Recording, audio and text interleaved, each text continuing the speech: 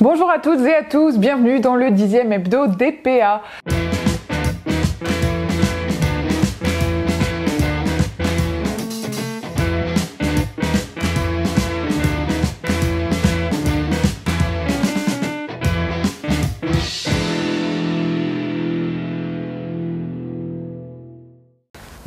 Dans l'actualité de cette semaine, la ville de Nice a été élue à la vice-présidence du réseau français des villes santé de l'Organisation mondiale de la santé. Ce réseau, créé en 1986, regroupe 92 villes et EPCI de densité et de couleurs politiques variées sur tout le territoire français. Il promeut l'amélioration de la santé des habitants via les compétences du maire à travers les environnements sains, l'accès aux soins, l'éducation, la nature en ville, la lutte contre l'habitat indigne ou encore la solidarité et les sports. Le Palais des Festivals et des Congrès de Cannes annonce déployer une stratégie numérique inédite en plaçant l'innovation et la technologie au cœur de ces nouveaux dispositifs. Il propose un format d'événement alliant le meilleur des mondes réels et virtuels, avec pour objectif de maintenir la rencontre physique tout en développant de nouvelles solutions digitales. Avec le lancement d'une nouvelle solution 3D, le Palais des Festivals s'inscrit parmi les lieux pouvant organiser des événements hybrides plus performants. Culture locale maintenant, il n'a pas tourné un film sélectionné au Festival de Cannes, mais pas loin. Alors que chaque semaine, l'actualité est ponctuée d'une rixe entre jeunes, à Nice, le rappeur Chaotique 747 s'adresse à son public. Son nouvel EP sortira prochainement et en attendant, notre équipe s'est rendue sur le tournage de son dernier clip à Saint-André-de-la-Roche. Regardez. Je rêve de te voir assis dans le même train. Je rêve de pouvoir vivre sans addiction. Ma vie peut devenir ta partition. Mon passé peut tout servir. Il suffit de quelques notes sur un piano au milieu de la cité qu'il a vu grandir pour que Chaotique 747 se mette à rapper. Le rappeur travaille sur son nouvel EP totalement gratuit depuis plusieurs semaines, un projet qui lui tient à cœur. Et pour moi aussi, il était important de montrer qu'on peut être jeune, issu de la DAS, d'une cité HLM, revenir de loin, mais croire en ses rêves, se battre. Par contre, c'est vrai qu'il faut travailler et se réveiller beaucoup plus tôt que les autres. Et aujourd'hui, je suis content de réaliser mon rêve et j'espère vraiment donner des émotions à toute la France entière. Chaque clip est sponsorisé par des sociétés niçoises et Karim s'occupe de tout. De la réalisation à la diffusion, un investissement primordial pour ce chanteur, dont l'objectif est de diffuser un message positif à travers la France. Ce qu'on voit, ça fait longtemps que je défends ça, sans arme ni violence. J'ai aussi mon œil, je ne sais pas si vous le voyez, j'ai un œil bleu, blanc, rouge. Et en fait, à travers ça, j'ai deux objectifs, c'est-à-dire que moi, je suis d'origine maghrébine, mais je porte une fierté d'être français. La France, c'est un beau pays, c'est un pays qui aide énormément de gens, et je trouve que beaucoup de gens ont tendance à l'oublier. On a de la chance d'être français aujourd'hui. Il ne faut pas être heureux d'être français uniquement quand on gagne une compétition sportive telle que la Coupe du Monde de football. Et sans arme ni violence, on retrouve les couleurs bleu, blanc, rouge, mais on retrouve surtout un slogan qui malheureusement aujourd'hui est d'actualité.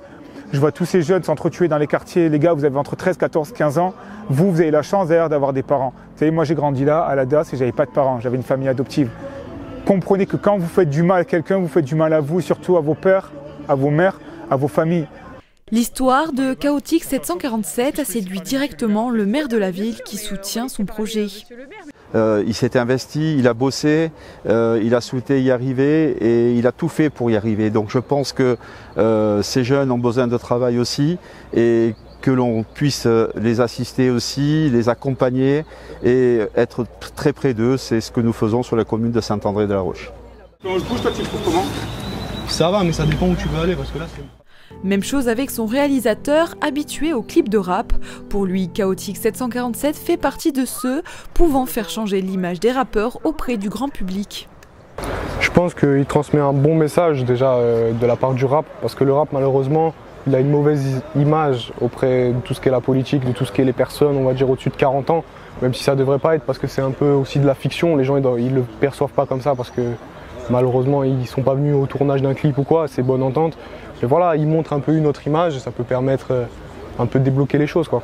Chaotique 747 annoncera la sortie de son nouvel EP sur sa page Facebook et d'ici là, il martèle sa devise sans armes, ni haine, ni violence.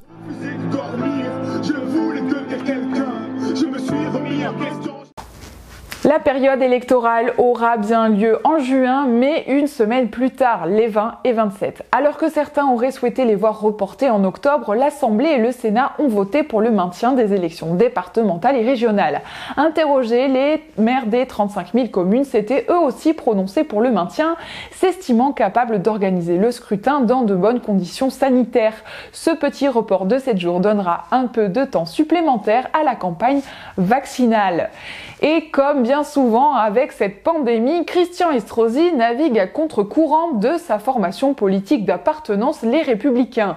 Ainsi a-t-il estimé ce week-end dans le JDD que notre démocratie ne sera pas confinée si nous avons la garantie que ces élections se tiendront en 2021 quand la situation s'améliorera dès septembre. La seule campagne qui doit prévaloir selon lui, c'est la campagne vaccinale, pas la campagne électorale. De son côté, le député Éric Ciotti réclame le maintien des élections et dénonce une combinationnée inquiétante dans la conception de la démocratie par le pouvoir en place. La très controversée loi pour une sécurité globale préservant les libertés a été adoptée cette semaine par un ultime vote à l'Assemblée nationale. Inspirée par le ministère de l'Intérieur, elle a pour objet de créer un continuum de sécurité avec le renforcement des prérogatives des polices municipales. Une revendication de nombreux maires à l'origine aussi d'une demande facilitée de nouveaux moyens comme les drones de vidéosurveillance. De multiples aspects de ce texte ont été contestés par le PS qui a déjà annoncé saisir le Conseil constitutionnel pour des atteintes réelles ou supposées aux libertés individuelles. Seconde loi, jeudi, le Parlement a adopté définitivement la proposition de loi contre les violences sexuelles sur mineurs en fixant notamment le seuil de consentement à 15 ans. En dessous de cet âge, un enfant sera automatiquement considéré comme non consentant pour un acte sexuel avec un adulte.